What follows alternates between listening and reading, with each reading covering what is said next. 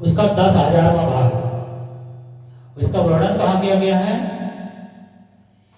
श्वेतवासर उपनिषद में इसकी पुष्टि है। क्या कह रहे हैं? बालाग्र सतभागस्य सतधा कल्प्य यस्य च भागो जीव सदित्यय सचनन्तय कल्पते। कृष्ण।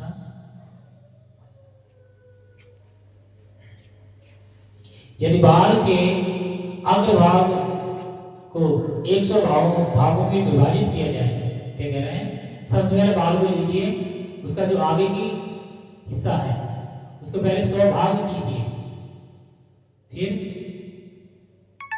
प्रत्येक भाग को फिर से 100 भागों में विभाजित किया जाए।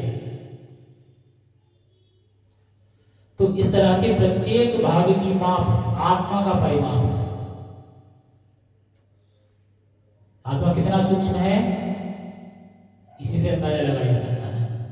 इसीलिए कहते हैं वही आत्मा एक हाथी के शरीर में भी रहता है, वही आत्मा चींटी के शरीर में रहता है, मच्छर के शरीर में रहता है, और जो सूक्ष्म जीवाणु हैं उनके शरीर में भी यही आत्मा निवास करता है,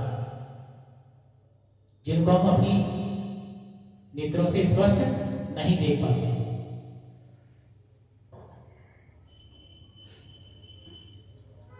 तो आत्मा का स्वरूप कहां बताया गया है? श्वेतवासर उपनिषद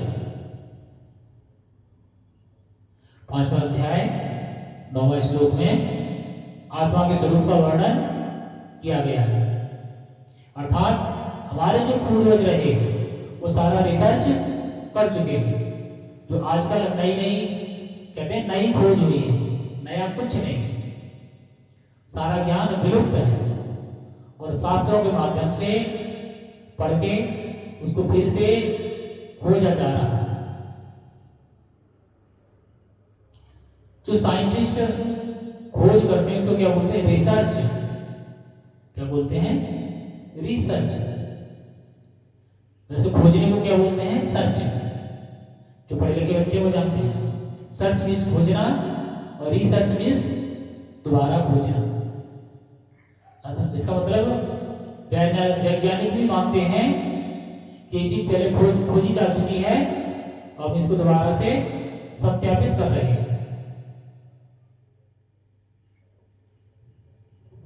जैसे मैथ का कोई क्वेश्चन है, उसको पहले सॉल्व किया जा चुका है, हम दोबारा से सॉल्व कर रहे हैं। सेम वैसे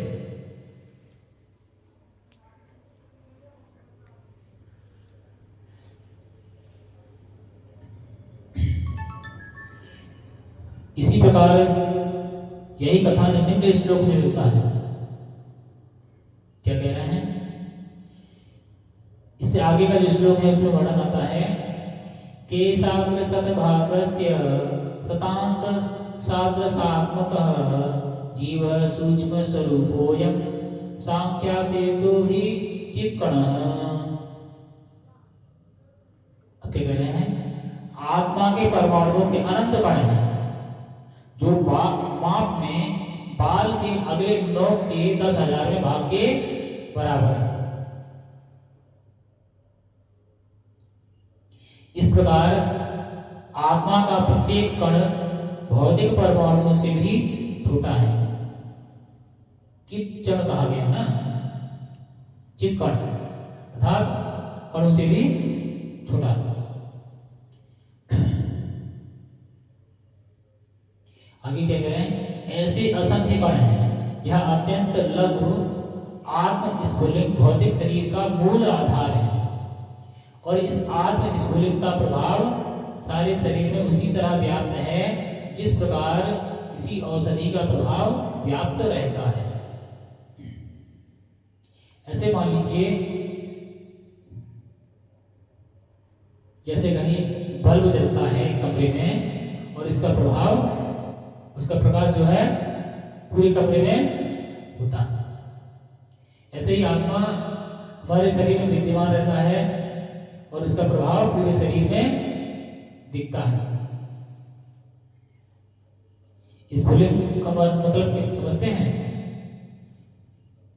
जैसे परमाणु की प्रक्रिया होती है, उसमें से जो ऊर्जा निकलती है। चिंगारी, आपकी चिंगारी। चिंगारी को छोटा मान सकते हैं। जैसे एक आग जलती है, उसमें निरंतर प्रकाश निकलता रहता है, दीपक से निरंतर जो प्रकाश आता रहता है उसको मान लीजिए। क्योंकि परमाणु के बारे में सब कोई नहीं जानता, किसी ने नहीं देखा, तो उसकी तुलना समझ में नहीं आएगी। जैसे दीपक जल रहा है, निरंतर उससे प्रकाश आ रहा है, बराबर बराबर आ रहा है, वही। लेकिन जो सही व्याख्या है वो वही है। जैसे परमाणु जो है, परमाणु की जो प्रक्रिया होती है, लगातार ऊष्मा का विखंडन, वही प्रक्रिया हमारे आत्मा से निरंतर होता रहता है। वही चेतना स्वरूप पूरे शरीर में व्याप्त दिखता है। कितना हिस्सा है? बाल का 10,000वां भाग।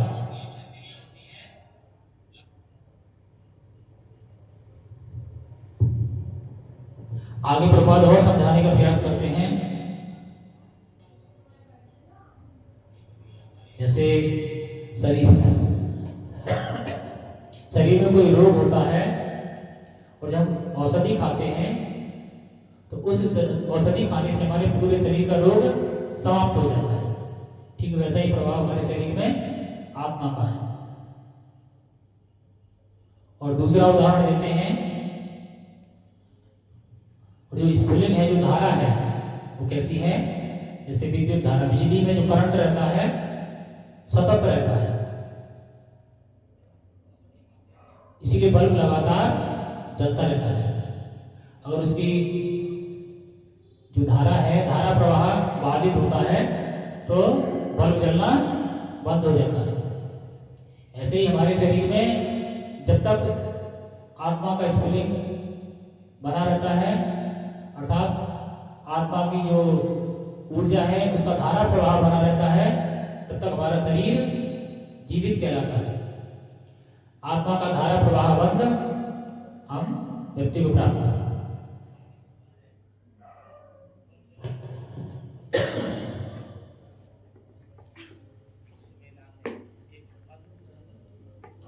और जो विद्युत धारा है वो चेतना के रूप में अनुभव की जाती है। अभी बताया था चेतना कैसे समझ सकते हैं। हमें कहीं अगर कोई चोट लगती है तो हमें इसका एहसास होता है। यही हमारे शरीर की चेतना का अनुभव है। और ये चेतना आती कहाँ से है? हमारे शरीर में जो आत्मा निवास करता है उसके माध्यम से। और हमारे शरीर की चेतना समाप्त हो जाए तो हम डेड बॉडी बन जाते हैं। हम रामू श्यामू उमेश दिनेश नहीं रहते हैं। क्या हो जाते हैं? डेड बॉडी कहलाते हैं। हॉस्पिटल से क्या कहते हैं कि डेड बॉडी लेने गए, अभी आ रही होगी डेड बॉडी, कहते हैं ना, फलाने खत्म हो गए हैं और उनकी डेड बॉडी आ रही है।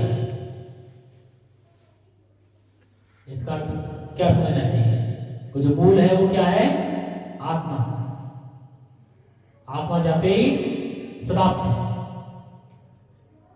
तो इसी आत्मा को परमात्मा से मिलाने का हमें प्रयास करना चाहिए। ये भगवान का अंश है और इसको अंशी से मिलाना है। उसके लिए क्या प्रयास करना है?